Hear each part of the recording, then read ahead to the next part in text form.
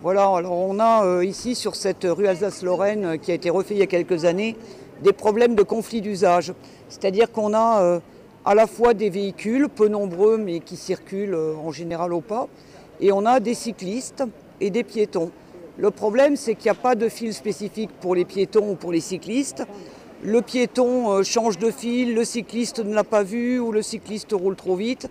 Et donc il y a des chocs et tout ça crée des conflits d'usage. Et puis on a aussi un problème de niveaux différents, c'est-à-dire qu'on a une partie trottoir et une partie chaussée et que les personnes à mobilité réduite finalement n'ont pas la possibilité de traverser comme elles l'entendent, comme n'importe quel piéton. On le voit, les piétons, vous voyez, le monsieur vient de traverser un endroit qui n'est pas bateau, ben moi je ne peux pas le faire. Parce que si j'essaie de traverser ici, je me mets en danger. Sans parler du fait que la nuit, entre chien et loup, on ne voit pas bien la différence de niveau entre la chaussée et le trottoir.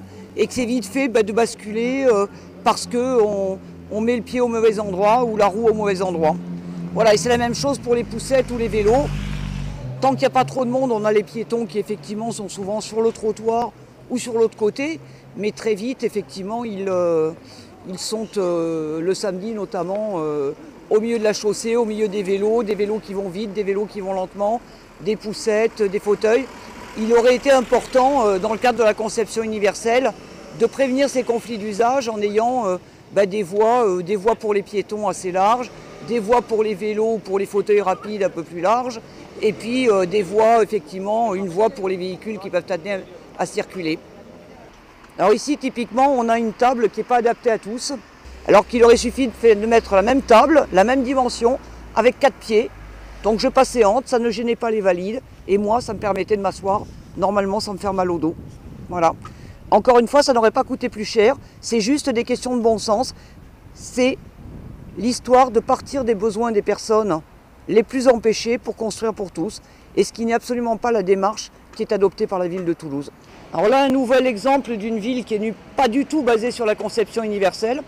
D'abord, on a des containers qui eux-mêmes ne sont pas accessibles, parce que même si j'étais au même niveau, je ne pourrais pas de toute façon glisser quoi que ce soit dans la fente.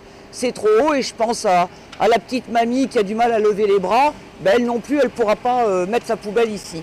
Aussi bien les fauteuils que les gens avec un déambulateur ne peuvent même pas s'approcher des containers. On veut penser la conception de la ville en partant des besoins de chacune et de chacun, et non de la majorité comme ça se fait d'une manière générale. Et pour ça, il y a une méthode simple, c'est de partir des besoins des personnes qui sont les plus empêchées pour construire le bien vivre ensemble. Et quand je parle de personnes empêchées, on peut être empêché par manque d'ascenseur pour monter à l'étage pour une personne en fauteuil. On peut être empêché de communiquer pour une personne sourde à qui on ne fournit pas un interprète en langue des signes. On peut être empêché effectivement par cette table qui n'est pas adaptée à une utilisation par une personne en fauteuil roulant.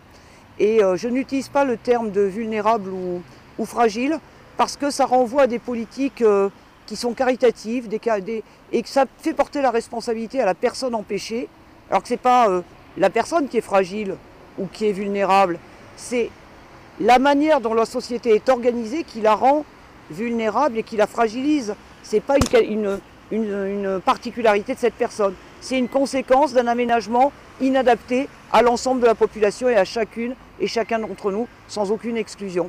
La conception universelle, qu'on appelle Universal Design dans les pays anglo-saxons, c'est une stratégie qui vise à concevoir et élaborer différents environnements, produits, communication, technologie, de l'information et services qui soient, autant que faire se peut et de la manière la plus indépendante et naturelle possible, accessible, compréhensible et utilisable par tous, de préférence sans devoir recourir à des solutions qui nécessitent une adaptation, une conception spéciale.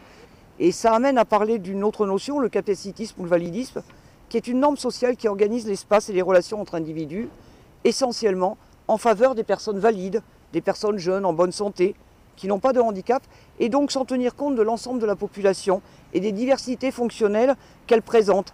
Les situations de handicap, de ce point de vue, sont donc des sources de discrimination. La question du handicap et donc la question de la conception d'un espace conçu de manière universelle, ça doit donc devenir une politique transversale. Je vais donner un simple exemple. Si je t'interroge, toi qui as des lunettes, je te demande si tu es une personne handicapée. Tu vas me répondre logiquement que non, tu n'es pas handicapé. Maintenant, si je te prends ta paire de lunettes et je te dis vas-y, circule, tu vas te retrouver en situation de handicap. Mais pourquoi tu ne te poses pas la question d'être handicapé? Parce qu'effectivement, la société est conçue de manière à prévoir effectivement une compensation de ton handicap par des lunettes, ce qui fait que tu n'as pas à te poser la question du handicap. Et bien moi, avec mon fauteuil roulant, le problème c'est que ce n'est pas naturel de concevoir que je puisse utiliser l'espace public comme les autres et de manière facilitée pour tous et pour moi-même.